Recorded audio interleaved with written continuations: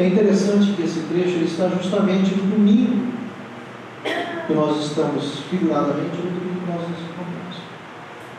No domingo que Jesus ressuscitou, no terceiro dia. Então, começa assim a narrativa de Lucas. Ele diz assim: e eis que no mesmo dia, que seria no caso o dia que Jesus ressuscitou, iam dois deles para uma aldeia que distava de Jerusalém, vou traduzir aqui, 20 quilômetros, cujo nome era Emaús, e iam falando entre si de tudo o que havia sucedido, tudo que tinha ocorrido durante aqueles dias. E aconteceu que, indo eles, falando entre si, e fazendo perguntas um ao outro, o mesmo Jesus se aproximou deles e ia com eles. Mas os olhos deles estavam como que fechados, para que não o conhecessem. E ele lhes disse, Jesus disse a eles: que palavras são essas que, caminhando, trocais entre vós? E por que estáis tristes? E respondendo um, cujo nome era Cleófas, disse-lhe: és tu só peregrino em Jerusalém? E não sabe as coisas que nela têm sucedido nesses dias? E Jesus lhe perguntou: quais? E eles disseram: as que dizem respeito a Jesus Nazareno, que foi varão profeta, poderoso em obras e palavras diante de Deus e de todo o povo. E como os principais do sacerdote e os nossos príncipes entregaram a ele a condenação de morte e o crucificaram. E nós esperávamos que fosse ele que remisse Israel, mas agora sobre tudo isso, e já hoje, o terceiro dia, desde que essas coisas aconteceram. É verdade que também algumas mulheres dentre nós nos maravilharam, as quais de madrugada foram ao sepulcro, e não achando o seu corpo, voltaram dizendo que também tinham visto uma visão de anjos que dizem que ele vive. E alguns dos que estavam conosco foram ao sepulcro, e acharam ser assim como as mulheres haviam dito, porém a ele não ouviram. E ele, Jesus, lhes disse: ó nécios e tardos de coração, para crer tudo que os profetas disseram. Porventura não convinha que o Cristo padecesse estas coisas e entrasse na sua glória? E começando por Moisés e pelos profetas, explicava-lhes o que dele se achava em todas as Escrituras. E chegaram à aldeia para onde iam. Ele fez com que ia para mais longe. Jesus fez com que se ia para mais longe. E os dois chegaram à aldeia onde eles estavam indo. E eles, os dois, constrangeram Jesus, dizendo: fica conosco, porque já é tarde e já declinou o dia. E entrou Jesus para ficar com eles. E aconteceu que, estando com eles à mesa, tomando o pão, abençoou e partiu, e lhes deu. Abriram-se-lhe os olhos, então os olhos, e o conheceram, e ele desapareceu.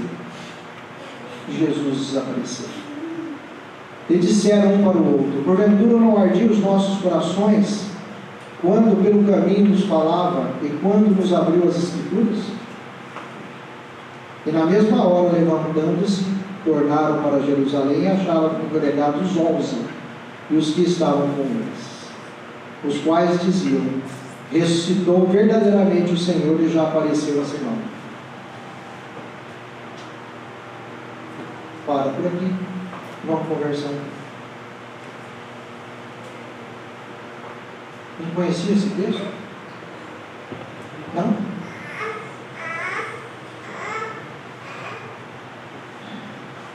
Os discípulos a caminho de Emaús. A gente olha para a vida e a gente vê, a gente precisa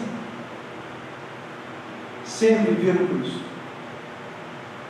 Dá essa impressão que a gente corre atrás de conseguir enxergar esse Cristo. Por mais que a gente vê que esse Cristo está ao nosso lado, a gente não percebe. E a gente olha para essa narrativa, parece que Lucas quer mostrar justamente isso para nós. Ele quer mostrar para nós as pessoas decepcionadas diante das situações esperadas. Porque quando a gente está lendo o texto aqui, a gente vê que eles esperavam alguma coisa do Cristo. Eles diziam, nós esperávamos que ele fosse, como diz aqui, ele fala aqui, e nós esperávamos que ele fosse ele que remisse a Israel. Eles esperavam, na figura de Jesus, um libertador do estado físico de Israel. E Jesus morreu. Decepção. Eles esperavam que aquele Cristo, que eles tinham visto fazer tantos milagres, tantas coisas, tantas curas, fizesse alguma coisa fabulosa ali, que encantasse a todos, que mudasse o direcionamento das coisas. Mas Jesus não fez. Jesus não fez nada disso. E às vezes a gente espera no nosso dia a dia justamente isso. A gente faz grandes expectativas em torno de uma série de coisas da nossa vida. A gente faz projeto, idealiza coisas para nós, a gente deseja tantas coisas, e às vezes a gente começa a ficar frustrado porque a gente não obtém aquilo que a gente gostaria de ter. A gente não obtém isso. E a gente olha para a sociedade hoje, a nossa sociedade é uma sociedade frustrada, depressiva, uma sociedade que não tem dentro de si uma alegria própria, uma sociedade que espera nas coisas exteriores as realizações daquilo que ela gostaria. Ela não corre atrás de realizações de ordem maior, de realizações de ordem espiritual, ela não corre atrás disso. Ela corre atrás de realizações de ordem material. E as coisas que são de ordem material, ela tem tempo e limite para acabar. Tem épocas. Tudo passa, tudo se transforma. Isso causa o quê? Abalo, frustrações em todos nós. Então a gente olha para a sociedade está triste, deprimida. Está triste, deprimida. E a gente pode usar essa passagem dos discípulos no caminho de Emaús para poder mostrar justamente isso. Veja bem, essas pessoas aqui que nós estamos falando aqui eram pessoas que tinham uma certa intimidade com os discípulos.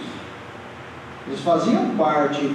Existem os apóstolos mais diretos, que são aqueles 12 que a gente está acostumado a ver, e aquele, quando ele fala 11, é porque Judas já não fazia mais parte. Judas tinha sido enforcado, tinha se suicidado. Então só estavam os 11 reunidos. Ele tinha acesso a isso. Eles tinham acesso a isso. Esses discípulos tiveram acesso, quando quem teve o primeiro contato justamente com Jesus foi Maria de Madalena. E quando ela teve o contato e ela não conseguiu fazer uma coisa: enxergar Jesus naquele momento.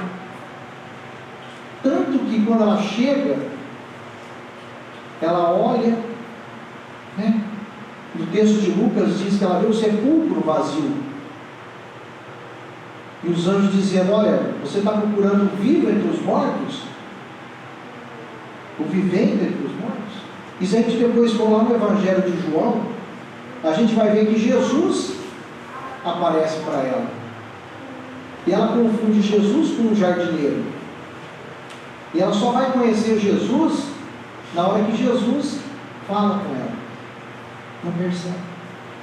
Sabe, quando a gente está vivendo uma situação de muito sofrimento, as muitas lágrimas que a gente chora, o muito sofrimento que vai dentro do nosso coração, a gente não vê Jesus. A gente confunde, a gente não consegue enxergar Jesus. Embora ele esteja ali do nosso lado, querendo se mostrar, mas o nosso sofrimento parece ser tão grande, a nossa dor parece ser tão grande, que a gente não consegue enxergar. Jesus está ali manifesto. E para ela, Jesus diz para ela: olha, né, sou eu. E ela fala, Rabi, ou Rabone, como está em alguns textos. E ela sai naquela alegria e vai contra para os discípulos. No texto de Lucas, a narrativa diz que quando ela chega lá, ela volta e fala. Pedro vai lá no sepulcro e vê o sepulcro vazio, mas não vê o Cristo. Então, é uma possibilidade, eles pensam, é uma possibilidade de ele estar vivo ou não? Será que ela realmente viu ou não? Então, veja, a nossa fé, ela às vezes confunde as coisas, ao ponto da gente, se a gente não enxergar de fato as coisas, a gente querer abandonar as coisas. E é o que acontece com os discípulos aqui. Como não havia uma coisa patente, eles retornaram para a vida. Veja, olha, retornaram para a vida. Olha, pegaram o caminho de Emaús, o caminho da casa deles. O caminho da casa deles. Estavam abandonando todo aquele trabalho que eles tinham feito, todo aquele convívio que ele tinha feito, eles estavam voltando para casa. Já, se a gente não percebe, quando a gente começa a ler, a gente começa a procurar os valores do trabalho, das narrativas, a gente começa a perceber que, para aqueles discípulos ali, Jesus, até bem pouco tempo ali, poucos dias ali, ele era o Cristo, o Filho de Deus vivo, como Pedro fala. Não era assim? Que era a realidade? Jesus pergunta aos seus discípulos: quem dizem que eu sou? Eles falam: você é isso, você é aquilo. Mas Pedro fala, ele pergunta: mas quem vocês dizem que eu sou? Pedro fala: tu és o Cristo, o Filho de Deus. Então ali ele era o Messias enviado, ele era o Cristo. Veja como eles, nesse momento, diante da decepção, diante daquela situação ali de depressão espiritual, como assim colocar, eles se encontravam, como é que eles já estavam enxergando o Cristo? Veja bem o que eles falam, o rapaz. Ele fala assim: as que dizem respeito a Jesus Nazareno. Veja bem como é que ele refere: que foi varão profeta, que foi já transformando num profeta já. Sabe, a decepção era tão grande, porque eles esperavam outra coisa. Ele já não era mais o Messias para eles. Para eles ali, aquilo que Jesus poderia ter feito e não fez, eles morreram ali daquela maneira, eles esperavam algo mais, fez com que aquele sentimento que eles tinham, aquela confiança que eles tinham em Jesus como Cristo enviado de Deus, o Messias esperado, foi isso. Para eles já Jesus era Jesus Nazareno e Jesus era um profeta, semelhante a tantos e tantos profetas que passaram por Israel. Veja como que na nossa depressão espiritual, nas nossas expectativas, a vida é assim. Às vezes nós temos contato com determinadas pessoas e nós, naquele entusiasmo, naquele momento que a gente está passando, a experiência da amizade, daquele convívio. Aquela pessoa é maravilhosa. Aquela pessoa, né, é tudo de bom que ele estava esperando. Era essa pessoa que eu queria encontrar. Essa é a pessoa importante na nossa vida. Se você levar para o campo do trabalho, não era esse o trabalho que eu queria estar, né? Essa era a faculdade que eu queria estar cursando. Essas eram as buscas que eu queria ter, se encontram aqui. Mas o tempo passa, a vida passa, as experiências vêm para poder provar a gente. Nesse momento em que isso vai acontecendo, vai se enfraquecendo aquilo que a gente tem de conceitos. Vai se enfraquecendo os nossos conceitos. Então vão perdendo aquele entusiasmo, vão perdendo aquele sentimento que a gente tinha, e vai ficando as coisas tudo numa situação de normalidade da vida. A gente perde isso. A gente deixa de ver as coisas com os olhos que nós estávamos vendo. E aí isso é muito bom. Começa a ficar tudo quanto indiferente na nossa frente. E a gente deixa de ver Jesus. Quantas pessoas que começam a passar por determinadas provações e começam a deixar de ver Jesus. Tem pessoas também que enriquecem, né, deixam de ver Jesus também. Tem uma série de passagens, vou relembrar algumas com vocês aqui, que quando a gente tira o foco do Cristo, a nossa vida sai do eixo. Lembra de uma passagem que Jesus vem caminhando e os discípulos estão no barco, Jesus está caminhando sobre as águas, todo mundo conhece, né? E os discípulos ficam meio espantados, que eles de longe eles ficam vendo Jesus, perguntando, né? Jesus fala, não sou eu. Aí Pedro, para poder colocar a prova, Pedro fala assim, olha, se é o Senhor, faça com que eu caminhe sobre as águas também.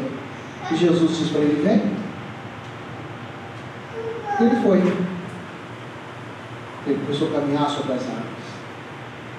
Mas o caminhar sobre as águas, ele tem um significado especial. O caminhar sobre as águas é as experiências que a gente passa. É a vida, o mar é a vida. As revoluções que ocorrem. E quando a gente está caminhando ao encontro de Jesus, as revoluções da vida elas se faz. E se a gente perde só um pouquinho o foco, você começa a prestar atenção nas revoluções da vida, nas tempestades da vida, que são as dificuldades, os problemas que a gente está passando, muito mais nisso do que no Cristo, a gente afunda. Pode olhar para a nossa vida. Quando a gente caminha com a certeza de que aqueles problemas que nós estamos enfrentando, eles irão passar, as tempestades, as provações, as dificuldades, as doenças, elas vão passar. Você, apesar de você estar no meio desse mar agitado de provações, de dificuldade, o teu foco é o Cristo. E você não vai se perder. Mas se você desviar o teu foco, você a pessoa entra no caminho das depressões, da desconfiança, né? Começa a viver aquela situação de coitadinho, de dó de si mesmo, pelas situações, pelo sofrimento que está passando, e afunda nas lamentações, afunda nas lágrimas, afunda nas frustrações, afunda nos dissabores da vida. Acontece isso, não é bem verdade isso? Olha para a nossa vida, é só a gente olhar para a nossa vida. Quando a gente, por isso que é sempre dito que a gente tem que ter fé, tem que ter confiança e não pode duvidar em momento algum. Kardec fala para nós que a fé, ela tem que ser uma fé racional, uma fé que pode enfrentar todo tipo de problema em todas as épocas da humanidade. Ela pode encarar tudo, a razão em todas as épocas da humanidade. Por quê? Porque você acredita, porque você tem conhecimento. Se a gente sabe que essas tempestades, essas dificuldades que a vida apresenta para nós, faz parte desse mundo que a gente vive, faz parte da experiência da vida que a gente tem que passar, que essas dores, essas situações que a gente está enfrentando, faz parte do crescimento espiritual nosso. A nossa posição em relação àquilo que nós enfrentamos é outro. O nosso ponto de vista está lá no Cristo.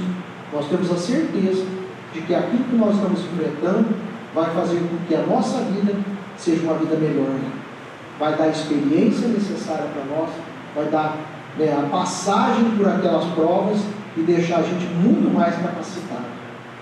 Eu estou dizendo muito mais capacitado, porque quanto mais capacitado a gente for, mais experiências difíceis nós estamos prontos para viver. Não fique com medo não, porque quanto mais capacitado a gente for, mais apto a gente vai estar. Aquilo que causa tribulação numa alma, ainda sem determinadas experiências, sem determinados valores, sem determinada posição de fé, na hora que ela adquire maturidade, adquire a firmeza, a certeza, olha, não tem nada que possa abalar ela. Por mais difíceis que sejam as coisas, nada abala. É só a gente voltar e olhar a experiência que Paulo passou, o que ele enfrentou, o que ele passou para divulgar a palavra de Cristo. E para ele, aquilo lá, nada. Situações de sofrimentos, de angústias, de enfrentamento, para ele, terminava um, ele ia para outro. Apedrejava ele aqui, ele tinha que descer das muralhas dentro de cestas, para fugir das pessoas que queriam matá-lo. Para ele saía dali, limpava o pó, ia para outro lugar e pregava a palavra de Deus novamente. Se fosse a gente, saia correndo para nunca mais quer saber disso. Mas ele não, ele estava já uma pessoa vivida, apta, experiente. Para ele, o importante para a vida dele era aquilo lá. Ele sabia, a visão dele estava lá. Ele sabia que aquilo era verdade. E as pessoas precisariam ficar sabendo daquela verdade. Se não fosse ele, nós estávamos aqui hoje sentados, conversando sobre Jesus. Porque Paulo foi o grande bandeirante que trouxe a palavra de Deus para nós. Nós precisamos entender isso. Bom, a outra passagem que eu queria dizer para vocês é que esses mesmos discípulos que depois Maria de Madalena foi lá e contou para eles. A gente sabe daquele trechinho que fala que os discípulos, estando reunidos, Jesus adentrou com as portas fechadas e os discípulos ficaram meio com medo. Ficaram com medo. E Jesus fala: calma, você tem medo não. Sou eu. Mas Tomé não estava lá, vocês lembram disso, né? Aí Jesus conversou com os discípulos e foi embora. Aí chegou Tomé, o discípulo contou para Tomé. Tomé falou: não. 10 contou para ele que viu Jesus e ele: não, eu não acredito. Só acredito se eu tocar na mão dele, colocar meu dedo na ferida do lado dele. Passou uns dias, Jesus apareceu para ele e falou: vem cá, Tomé, precisa disso? Precisa, né? Não, Senhor, não precisa não.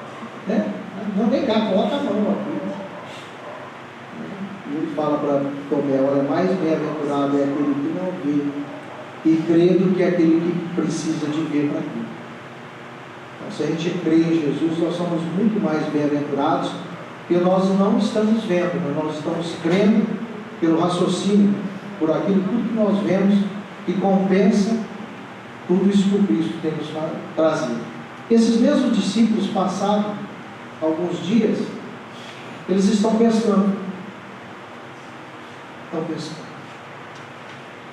E passa a noite inteira pescando. De manhã, eles vêem um homem na praia. Eles não reconhecem Jesus. Esse homem grita para eles assim: se tinha peixe, eles falaram que não tinha peixe.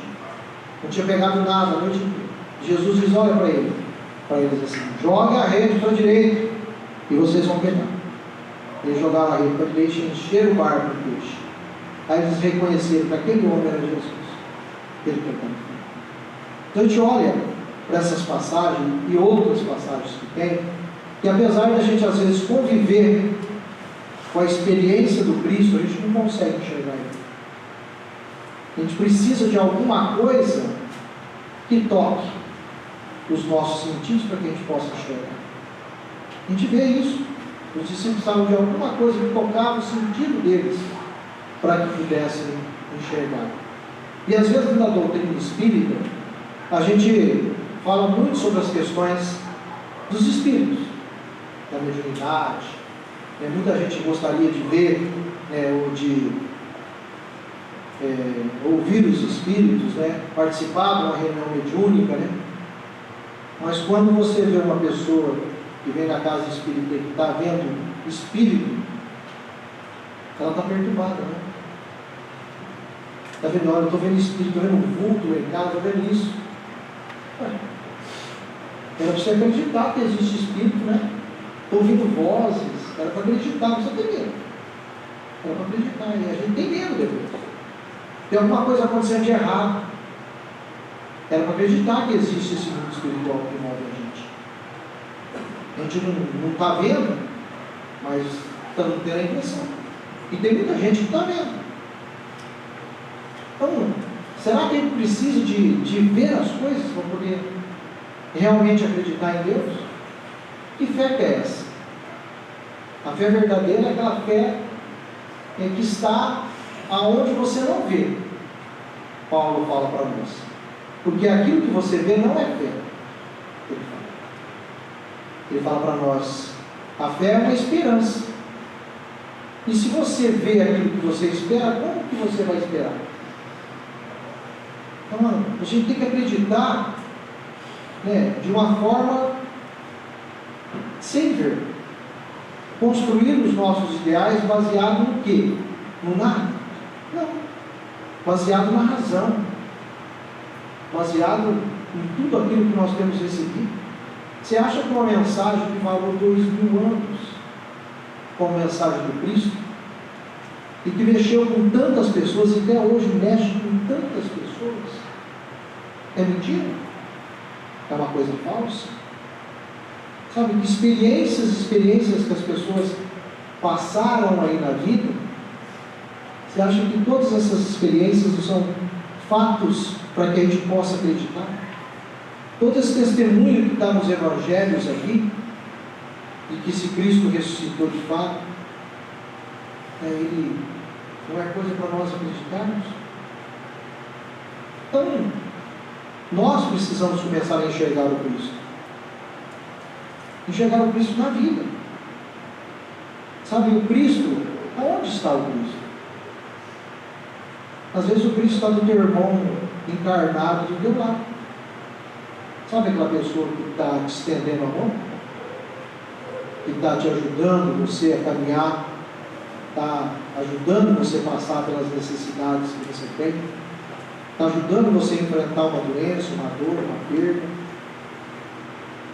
O Cristo está ali. Você queria ver ele como? Ele está ali. Ele está ali na figura daquela pessoa que está te ajudando. O Cristo está na figura dos espíritos amigos que estão na nossa vida, nos inspirando. Mas eu não escuto o Espírito falar comigo. Mas você tem um monte de boas ideias. Você tem um monte de informações que é trazido. O que nós estamos esperando? Esperando o Cristo se materializar na nossa frente, para a gente dobrar o joelho e dizer, eu acredito no Senhor? Se for assim, não vale. Se for assim, não vale. Kardec ele fala que os espíritas imperfeitos são aqueles justamente que correm atrás de fenômenos. Aqueles que querem ver espíritos, aqueles que precisam de alguma coisa para acreditar. Esses são os espíritas imperfeitos. Agora, os espíritas verdadeiros, que se reconhecem os espíritas pela sua transformação, pelos esforços que a gente faz para dominar as nossas más tendências. Esse é o verdadeiro espírita e o verdadeiro cristão. Então, quer ver o Cristo? Quer ver o Cristo? Jesus fala para nós em Mateus 25, 31 em diante. Ele fala para nós. Eu sempre cito para vocês isso. Ele fala assim para nós que Ele está, toda vez que você estender a mão para dar um copo d'água para uma pessoa, que você matar a fome de uma pessoa, toda vez que você agasalhar uma pessoa, toda vez que você cobrir o nu, ele fala que isso a gente está fazendo a ele. E se a gente está fazendo a ele isso, ele fala que essas pessoas conseguiram entrar no reino de Deus, porque é assim que ele fala. Ele fala assim: bendito, vinde benditos do meu Pai. Possuir aquilo, o reino, que está reservado para vós. Passai à minha direita, vós que, quando eu estava com fome, me deste de comer. Quando eu estava com sede, me deste de beber. Quando estava com frio, me agasalhaste. Esse é o Cristo. Lá no final, os eleitos ali, os bons, vão dizer para ele assim: mas Senhor, quando é que nós te vimos assim? Olha, quando você fez alguma coisa para os pequeninos do caminho, você fez para mim. Olha, se Jesus ele está nessas figuras, a gente pode ver que quando uma pessoa chega para nós e procura nos ajudar, nos aconselhar, nos matar a fome no sentido espiritual e não somente no material, ele é um irmão em Cristo, está ali, uma figura do Cristo que está ali nos trazendo o auxílio, ou não? Olha, quando a gente cai no hospital, quem que é a figura do Cristo ali? Os enfermeiros, os médicos, as pessoas que nos acompanham, nos visitam. Quando a gente está passando alguma necessidade na vida, quem que é o Cristo, a figura do Cristo? A não ser aquelas pessoas que vêm e nos dá o amparo, assistência ali para nós. Não é isso? Olha, a gente quer ver o Cristo como? E a gente não pode de maneira nenhuma perder o foco do Cristo. Não pode deixar de buscá-lo, de tentar conhecê-lo nos seus ensinamentos, para que a gente não venha cair na desconfiança, cair nos desajustes, cair nas depressões do caminho. Isso que acontece com a gente. A gente perde o foco das coisas espirituais, nós enveredamos para o foco das coisas materiais. E quando a gente envereda pelo foco das coisas materiais, a gente vai vendo que a gente vai pulando de galho em galho, buscando prazeres, felicidade, e a gente nunca vai conseguir isso. A gente deve focar nesses ensinamentos que o Senhor tem trazido para nós, nessas experiências. Senão a gente vai ficar como esses discípulos no caminho de Emaús, que ficaram decepcionados, desesperavam determinadas coisas e se desesperaram. Às vezes a gente espera algumas coisas para a nossa vida, mas será que a gente sabe o que nós necessitamos? Será que nós sabemos qual foi o planejamento feito na vida espiritual que nós temos que passar aqui? Será que não é isso justamente que nós estamos hoje vivendo, experimentando aqui na vida? Não é isso justamente o que vai fazer de nós pessoas melhores? Não é isso? Só olhar.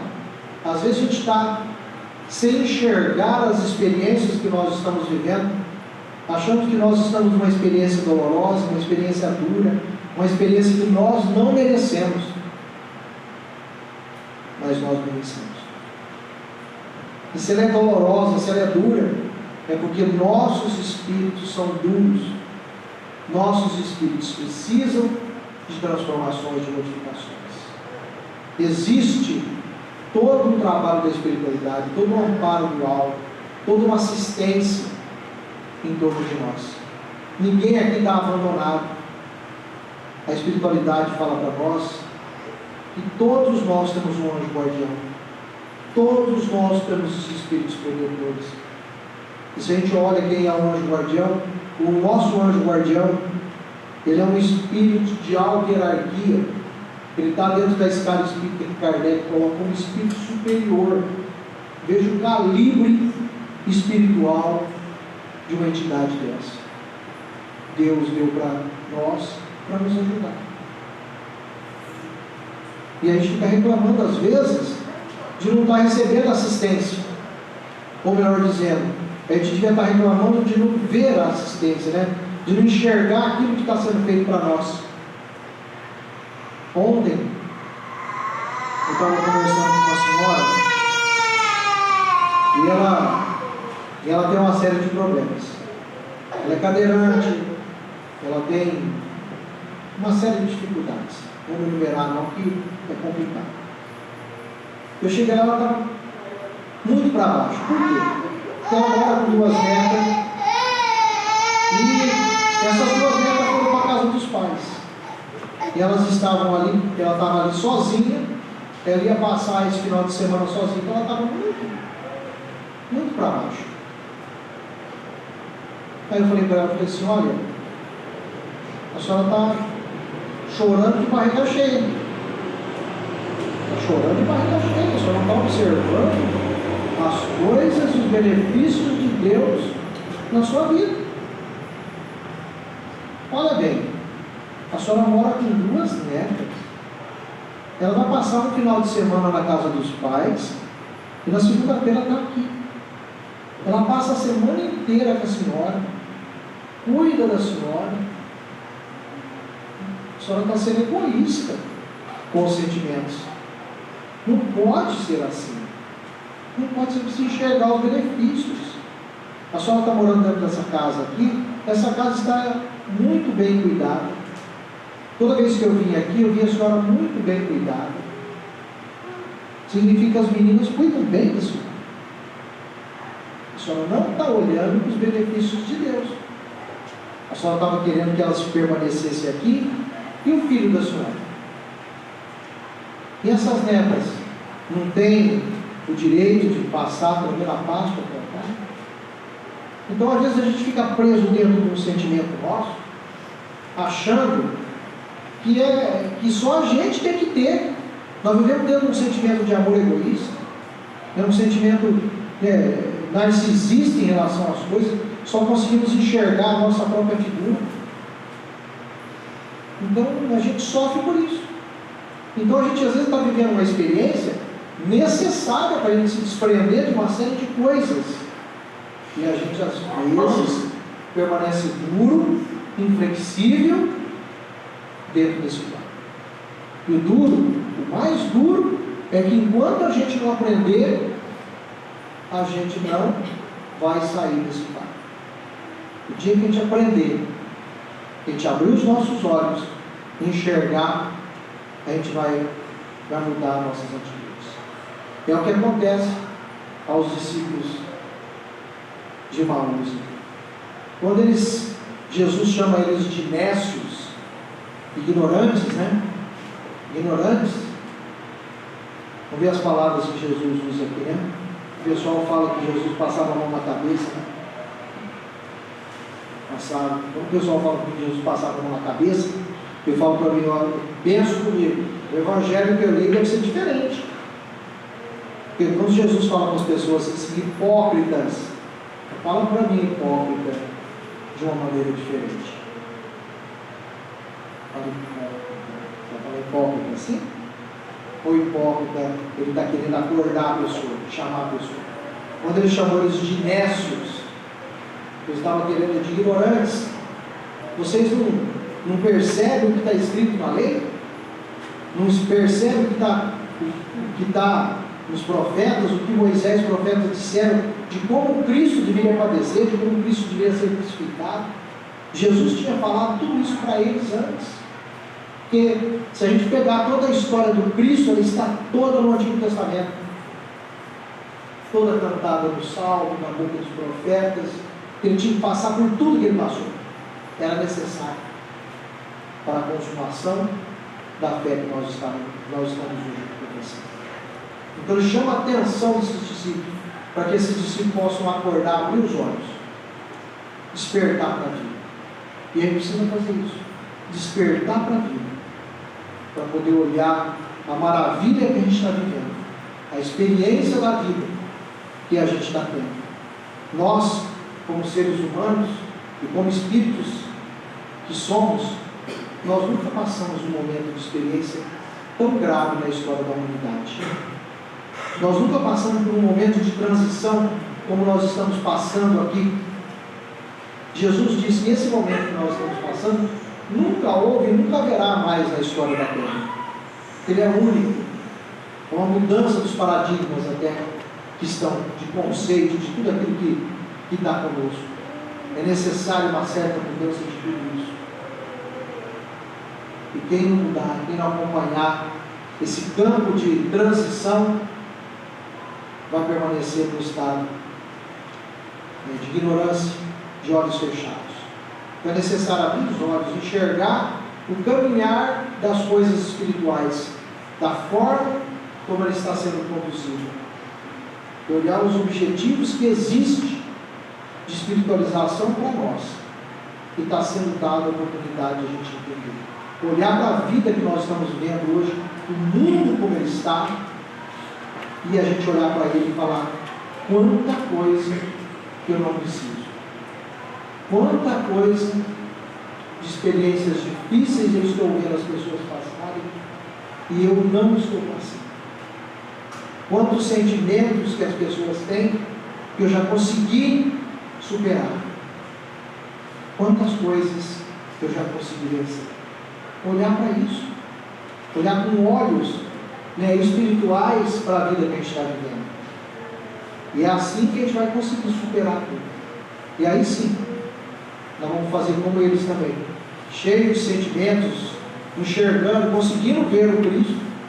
A gente vai voltar, esse nosso voltar é o nosso trabalhar junto àquelas pessoas que ainda têm dúvida, para que elas possam também enxergar, possam compartilhar da alegria de poder ver o Cristo nas suas vidas. Porque a gente tem mania de achar que a gente só sofre, e a gente é muito feliz, muito feliz. A experiência que a gente vive hoje, ela tem um valor que a gente vai conseguir enxergar ele só quando chegar lá no mundo espiritual. Aquelas companhias que você acha hoje na tua vida, que são os grandes problemas da tua vida, você vai chegar no mundo espiritual, vai enxergar o valor delas, e vai chorar para estar com ela de novo. Hoje você chora porque você quer se livrar dela, amanhã você vai chorar, pedir de joelho para voltar junto com ela. Então aproveita agora, já está junto, já se entenda, resolva o problema, já chega lá em cima, já legal, já sem problema. A gente tem que olhar para a vida dessa maneira, sabe? Olhar com olhos de ver, com ouvidos de ouvir. E Jesus só espera isso de nós. Ele diz, copiando Isaías, ele diz assim, que para que ele não nos cure, a gente permanece na ignorância. Nós não temos olhos de ver, nem ouvidos de ouvir. Ele fala assim, eles permanecem nisso, para que eles, não vendo, eu não posso os curar. Mas os curar do quê? Da ignorância. A gente precisa querer sair dessa ignorância, precisa querer transformar a nossa vida, e é dada a oportunidade para nós. Convidei vocês para o estudo, convidei vocês para o Evangelho, e continuo convidando vocês para a palestra. Convido vocês a pegarem os livros, as fitas, os citas não, os DVDs, mas tem fita, quem quiser, via VHS tem fita aí. Então, quem quiser, é o momento da gente procurar enxergar o Cristo. Ele está renascendo agora novamente, como se diz, em nossos corações, está ressurgindo, mostrando que a vida não é só material, que a vida é espiritual, e que a gente sabe aproveitar isso, meditar sobre isso, e levar essa mensagem durante essa semana, pensando aonde nós estamos no caminho de Emaús. Está no capítulo 24, do versículo 13 ao 35. O Evangelho de Lucas. Quem quiser depois chegar em casa e ler. Tá? Era isso. Vamos fazer as nossas coisas.